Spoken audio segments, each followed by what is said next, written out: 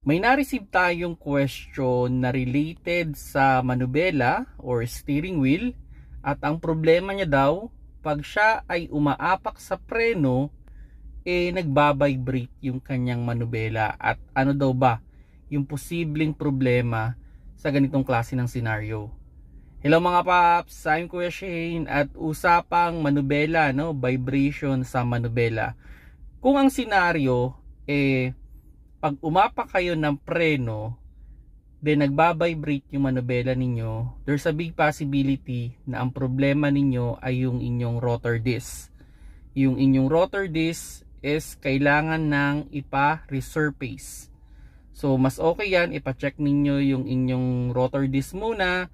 Then if ever na medyo may alon-alon na nga siya, so yun na, posibleng kailangan nyo na siyang ipa-resurface. Ang reminders ko lang dyan, ipa-check ninyo kung ideal pa ba siyang ipa-resurface. Kasi may certain lang na nipis lang yan dapat, okay? At pag naabot natin yun, kailangan mo na siyang i-replace.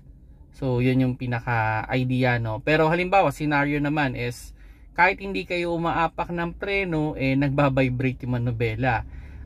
Pwede namang ang kailangan nyo naman doon is tire balancing, or pwedeng yung gulong naman ninyo ay may bukol. Pwede ring may problema rin kayo sa wheel bearing.